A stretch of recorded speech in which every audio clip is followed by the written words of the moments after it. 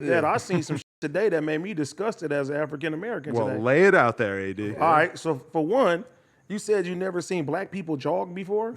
Ahmaud Arbery. Nah, You it's were not disgusted funny. by that? Yeah, Well, I'm white disgusted people by that jogging because- is a white people activity. No. But in the sense of Ahmaud Arbery, you know what I'm saying, the way he lost his life because jogging in a neighborhood and then some, you know what they did to him. That's fucked up. You know what I'm saying? I'm a black person. I know I don't look like I jog, but I jog. You know what I mean? Like, Come on, where do you jog? You jog on the streets nigga, in Lululemons? no, I don't live in the streets anymore. I done moved out the streets, so I jog in a nice neighborhood. Well, you where still I got stay streets. right now. Yeah. Well, yeah, the To the streets. sidewalks. Yeah. Well, and if you look at the specifics of the case, though, and that's a little bit of old news, so I may be a little fuzzy on the details, but he was jogging a long way from where he lived. He was jogging in boots.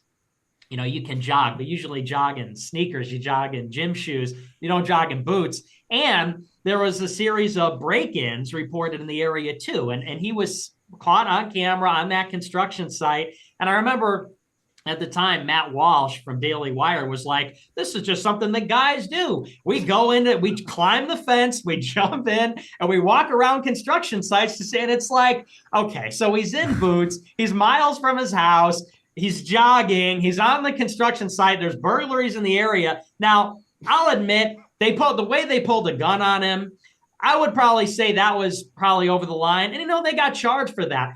I would say, is that a first degree murder? No. What do you call that? I'm not like a lawyer. I don't know what you would call that. But the point is they try to make it out like this was the new Ku Klux Klan. The most you could say about it is the guys were overzealous about it. But a guy ended up losing his life at the end of it. Yeah. And I think that for them to technically pull, jogging. Yeah, right? I mean, you can't argue if all those facts are true of a guy fucking far from home jogging in work boots. That is pretty out of the ordinary. I think that the main issue people had with it was just the amount of force that those guys demonstrated and how comfortable they seemed to be with like basically taking the law into their own hands. Yeah.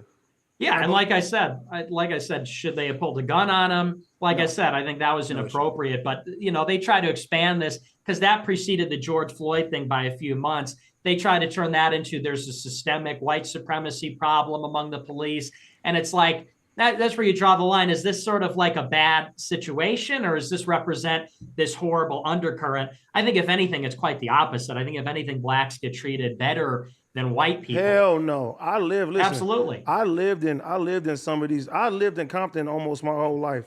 And the way the police used to treat me and my friends was terrible, bro. And not by the police. I'm talking about by the university. I'm talking about by the media, by the institutions. Sorry to interrupt, but nah, I disagree with that as well too. I feel like now we're getting a lot of light shed on things because of social media and people having more voices than they usually have. But before, a lot of shit used to get swept under the rug. Like where I come from, I seen all type of, injustice that people don't even get to talk about. I got a lot of homeboys behind bars for shit that they didn't do. You know what I mean? Like one of my earliest memories that I could tell you about, I remember I was in a neighborhood one time and I got pulled over. And the police, they were asking me, oh, where you from and everything. They're checking my tattoos and stuff like that. I tell them, oh, nothing, whatever it is, what it is. The fucking, I don't know if it's a chief or whoever it was that pulled me over, he just leaves me for like 30 minutes. You know what I'm saying? In a bad neighborhood. And when he comes back, he smiles at me and my key is bent. I can't even drive my car. You know what I'm saying? Like, you want me to get hurt when I was just, going to work. That's doing your what example of he left. Why is the neighborhood bad?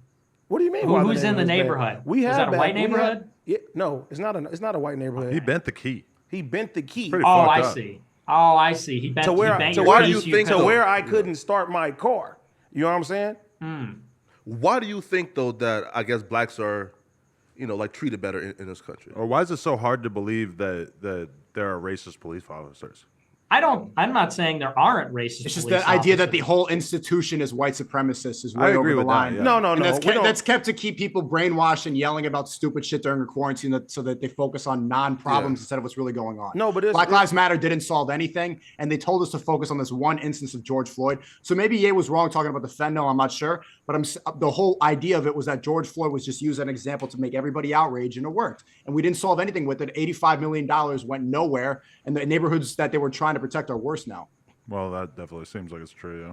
No, but Yeah, and the thing is, I'm not like a big cheerleader for the cops or anything. I'm not like a Blue Lives Matter guy by any stretch. I'm not by any stretch a person that's going to say because there's cops that are assholes to black people and white people. And I think the cops as an institution are totally corrupt. All right, people, we just hit 300,000 subscribers. You know we're trying to hit 400,000 subscribers. So that little red button, tap it, tap in. We appreciate y'all.